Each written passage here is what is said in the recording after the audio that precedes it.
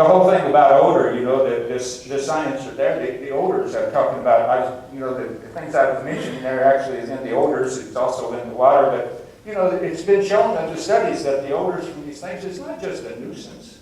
It is a nuisance, but it's not just a nuisance. It's a known cause of respiratory illnesses, the things that I've talked about, and there's documented illnesses, particularly among workers, but also people in the community. Antibiotic resistance can be spread from CAPOs to children that go to school, workers at CAPOs and into schools and into the broader community. It's a particular risk to the elderly people.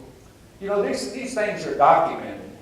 And you can go on the internet or you can get my paper and you can get a link. And the studies I'm talking about, they link to and they cite dozens of other studies, if not hundreds of other studies.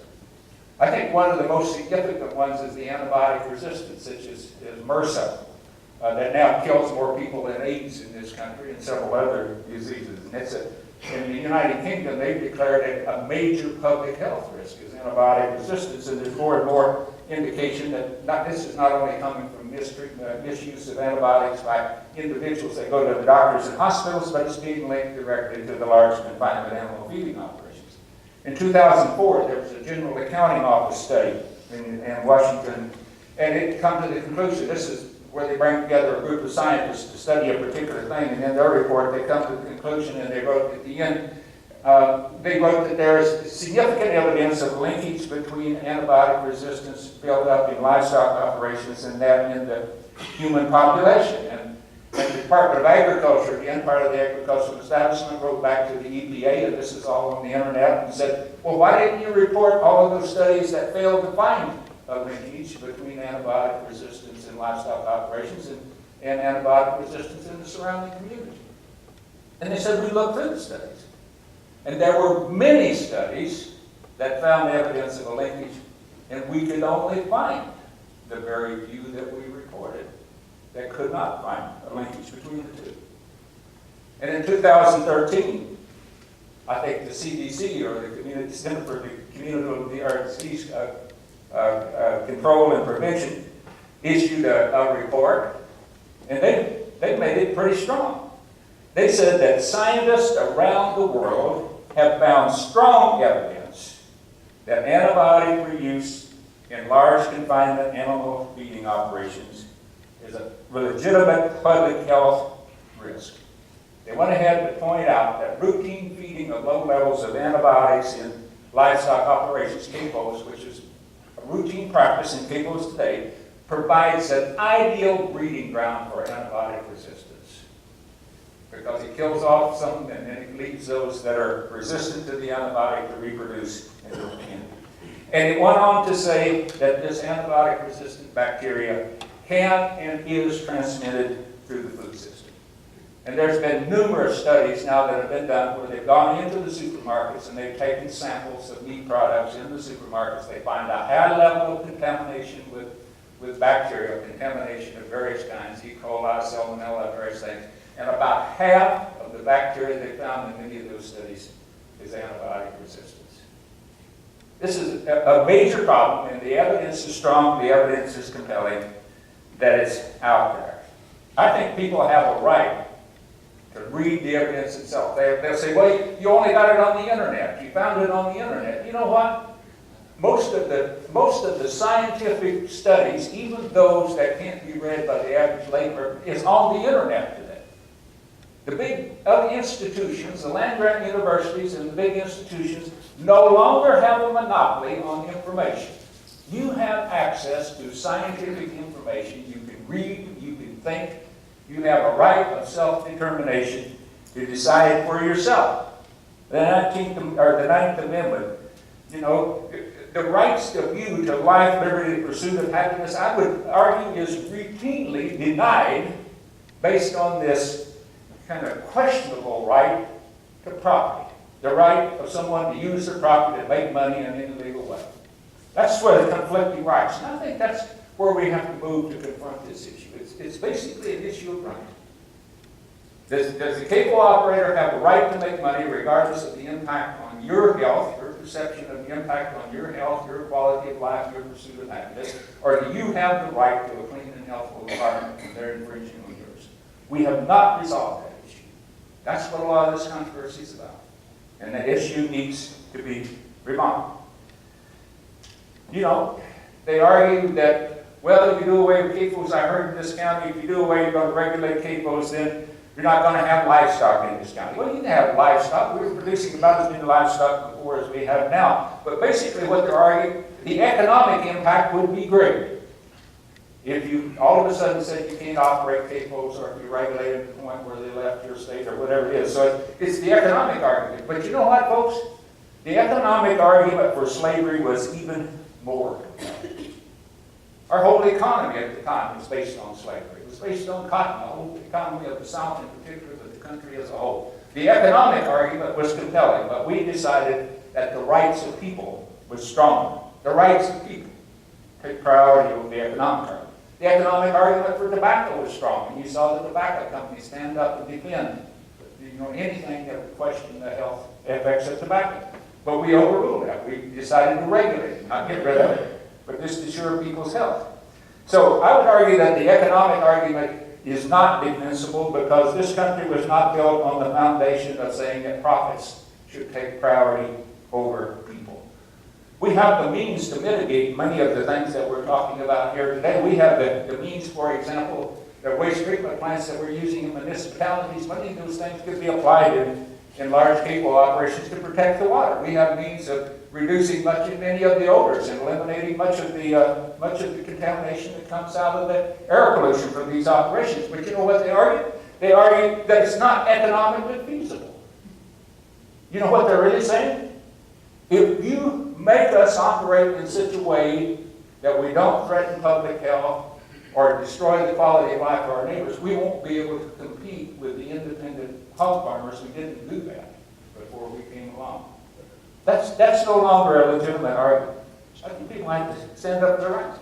It's not reasonable to say that you have to leave your home that you've lived in for decades, that your family has farmed, just simply because somebody, your neighbor, who was a legitimate, responsible hog farmer, at least generations of the past, where all of a sudden decided he's going to build a big hog factory next to you. That's not a legitimate argument to say, well, you can just pack up and go. And I think that people are losing confidence in the regulators. You know, they're losing confidence in the ability of government, the willingness to government, to protect their health and their well-being. There was a study done at the University of Illinois, a fellow named Goldsmith, I think he was in the sociology department. He went out and reviewed all of the hearings that they'd had on CAFOs in the state of Illinois and come back and summarize it. They said the people basically, that CAFOs had lost their legitimacy. The term legitimacy in sociology says they're no longer considered to be a legitimate way of carrying out the enterprises of agriculture. And it said that they have lost confidence in the government of the state of Illinois and in the regulators of the state of Illinois to regulate CAFOs. So what's the response then of the large agricultural operations? What are the response to the growing public concern? And it's out there, and they know it's there. The response is to mount a massive public relations campaign. I call it a propaganda campaign across the country. If you want to see, a good example of it, U.S. Farmers and Ranchers Alliance. They have a website, and they say, our purpose of this organization is to increase confidence and trust among the American consumers in modern ways of agriculture, modern farming. I would say they're trying to restore confidence and trust because they know that it's slipping away. It's an organization that's funded by the Farm Bureau and various commodity groups and large corporations, and Monsanto and DuPont have each pledged $500,000 a year to that particular organization. So its total budget has been running about $7,000 to $9,000 a year. There was a million. About $5 to $7 million a year, not $1 billion a year. Is that what is it? Billion? You said thousand. Oh, yeah, $1 million a year. I'm sorry. And there was a study, and what they're trying to do, it's a very slick. They hire some of the best public relations people in the country to run this out. And it's a very slick campaign. And you go on there and you can see the faces of farmers and ranchers, and they get these young couples out here, and they'll be standing in front of a hog house or a chicken house or whatever it is, talking about how they care for the animals and they care for the land. And what they're trying to do is put a pretty face on this increasingly ugly business of industrial agriculture, and capos are right at the top of that. The Friends of the Earth organization, they reviewed the nonprofit organizations and went back and identified 12 different organizations that they call flight groups that are doing similar things. And they've been spending about $25 million a year on this whole public relations scheme, to various means on radio and TV and a whole range of ads. And that doesn't include what all the commodity groups are spending, Farm Bureau and various others are spending on their own. And you know what they say on there? They say, we've concluded that facts and information or science no longer influences people's decisions. So we've decided now we're going to resort to appealing to people's emotions. For years, they told the critics of capos, you're just appealing to emotions and fears and things like that. And now they've said we're no longer going to depend upon good science. Now the science is turning against them.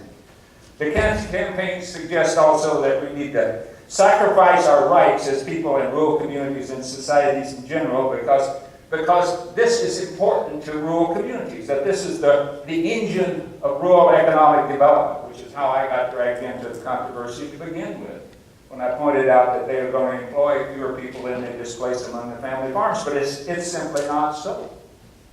What I found is we brought the capos into Missouri, that we would displace about 3 independent family hog farmers for every job that we created in the capo. And I was using actual records from Missouri hog farmers at that time and the actual feasibility studies that they had put together for the big operation in North Missouri. And I was probably a little bit pessimistic, because during the same time, if you look at other places, between 1980 and 2008, when we were going into the large beef feedlots, the capos there, even before that, but we lost 41% of our beef producers. We lost 90% of our hog producers during the 1990s and up to 2008. We lost 80% of our dairy farmers, and it's just a shame what's happening in Wisconsin, where they still have the family dairy farms. These will all be capos if we don't change it in a very short period of time. They displace the real people that rural communities ultimately have to depend upon for their long-run well-being. This is not rural economic development. This is rural economic destruction. People need people in rural communities, not just because they contribute to the economy on Main Street. I mean, not just in agriculture, but to buy things on Main Street, the cars and the haircuts and the clothes on Main Street, and to go to the churches and the schools and to keep those rural communities viable. And it's not just me being emotional. Again, in the Pew report, they pulled together a group of sociologists and economists from around the country, and they studied and went through 50 years of studies where we've gone through kind of the industrialization of agriculture, and capos are the epitome of industrial agriculture. And they found increasing inequity, income inequity, growing poverty, drying up on Main Street, closed stores across the whole thing. And the social fabric of the rural community simply ripped asunder.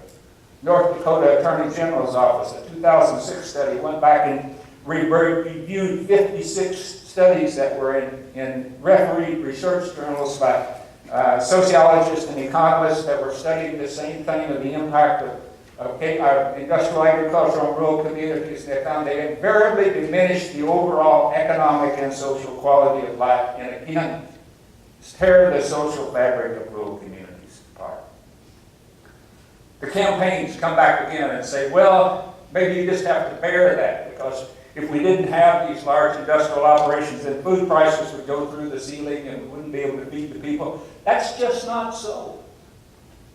We've never had a problem of producing more hogs, cattle, sheep, whatever it is, than we could sell at a profitable price. Once you give farmers a profitable price, historically, they would always go through cycles. I can tell you that as a livestock market. We would overproduce hogs every time they got profitable, overproduce chickens, overproduce things. We've had a chronic surplus of milk for as long as I can remember. We've had dairy buyout programs. You know, once in a while we run short whenever they lose a bunch of money. But we've had dairy buyout programs where the government was buying dairy cows. And at the same time, we're going to capos. None of that makes sense. There's nothing to indicate that we couldn't produce as much or more with independent dairy farmers, hog farmers, chicken farmers as we did before we got into this. And it's no longer bringing down the cost of food. For a period of time, we reduced the percentage of consumers' income spent on food from the 70s up through the 90s. It's been kind of stable. And in fact, the past 20 years, the price of food has been rising faster than the overall consumer price index. And these are the years of the intensification of the industrialization of agriculture. Any improvement and reduction in the cost of production at the farm level is more than offset by larger margins of the processors and the retailers who increasingly control the whole food system. Handful of large corporations, that's where we're headed. That's not the future of agriculture, folks. That's the end of agriculture and the end of rural economies if we continue to go in that direction. And the final argument is they say, well, we need CAFOs to feed the rest of the world. How many times have you heard that? Not only feed us, but we've got to feed the rest of the world. That's simply not so. In fact, the rest of the world doesn't need and doesn't want our industrial agriculture, our CAFO. I had the honor of being commissioned in 2004 to write the North American report on family farms for the Food and Agriculture Organization of the United Nations for the International Year of the Family Farm. And I had an opportunity to interact with people that were writing similar papers for other parts of the world. And they don't want these large and confined animal feeding operations or large industrial agriculture because they know they'll be controlled by multinational corporations and they're not going to feed the hungry people there because they haven't hit the hungry people in the past. They produce commodities for exports to other countries of the world. You know, they don't need it. 70 to 80% of the people in the world today are not fed by large commercial farming operations or industrial agriculture. They're fed by small subsistence farms, as we would call it. And there's at least 4 major UN reports that have been done in recent years on the global food supply that indicate that the smaller operations could double, triple, even quadruple production without adopting our industrial agricultural system through agroecology and permaculture and nature farming in the eastern part of the world, and agroecology and organic farms, a whole range of things, just simply better farming practices on those farms. And so their report is saying we should focus not on GMOs and the other things. You know, we need to recognize that this whole system has failed. It's not only here, but the rest of the world. You know, I had bought into this system because I thought in more efficient agriculture would provide good food for everyone. It didn't. We have more hungry people percentage-wise in this country today than we had in the 1960s when we had the Hunger in America on CBS. We had about 5% of the people at that time were classified as hungry or food insecure. Today it's 15%. More than 20% of our children live in food insecure homes today. And the people that can afford to eat the food they're eating is making them sick. And we're trying to export that to the rest of the world. It's not about feeding people either here or elsewhere. 30% of what we're producing here is exported to other countries. It's not exported to feed the hungry countries, other people of other countries. The meat's being exported to feed the increasing affluent class in China and India, not the hungry people. They're not going to take land out of rice production to feed their hungry people as feeds their hungry people over there. Feed their wealthy people. They're going to produce the hogs over here and ship it over there. We as Americans don't need to sacrifice our basic rights in our rural communities and our quality of life based on some phony promise that we have to do that to feed the rest of the world.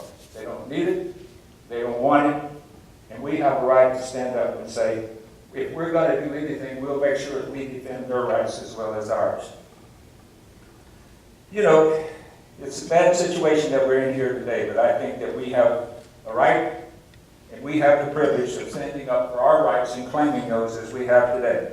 As I said before, the basic responsibility of government is to ensure the basic rights of people. Among the most basic rights of the people are life, liberty, and the pursuit of happiness. There's nothing more important, in my opinion, you can have yours, to the right to life and clean air, clean water, and safe food. If the government fails to do that, then I think it's up to us to do it as well. And the Constitution also gives us that right, because in addition to the 9th Amendment that says that we have the rights that aren't mentioned, the 10th Amendment says that those rights or those powers not specifically given to the federal government or denied the states shall be reserved for the people. We have the rights, we have the power.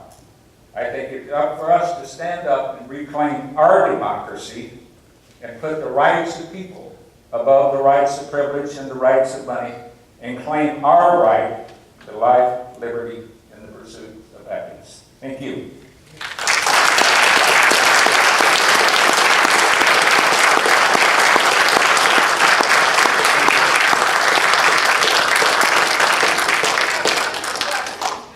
I'd be glad to listen to your truth if yours is different from mine, or to respond to your questions, or listen to your comments, whatever. We have a couple down here on the front row. Could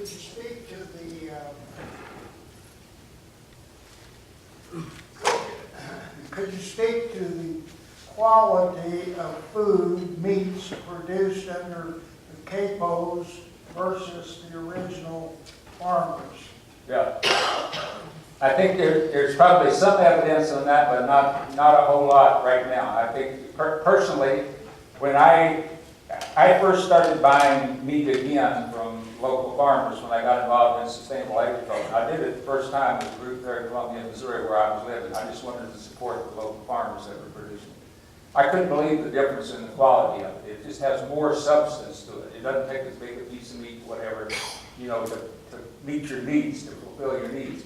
Now, there's studies that have been done on fruits and vegetables, and the studies that have been done indicate that if you go back and compare the nutrient density, as they call it, the amount of nutrients relative to the calories and relative to the water and other things in food today, several studies have shown that there's significantly fewer vitamins, minerals, basic nutrients in foods for a given amount of foods today on fruits and vegetables than there were back in the 1950s when the USDA first did the studies. I suspect we'll find the same thing on meats. There's a scientist there at Fairfield, in Fairfield, Iowa. He was with Montgomery University, but he was in the GMO project, where the genetic ID, where they developed the systems of identifying whether crops have been genetically modified or not. They have what's called a spectrogram or something where they put samples in and then it tells you all the stuff that's in it.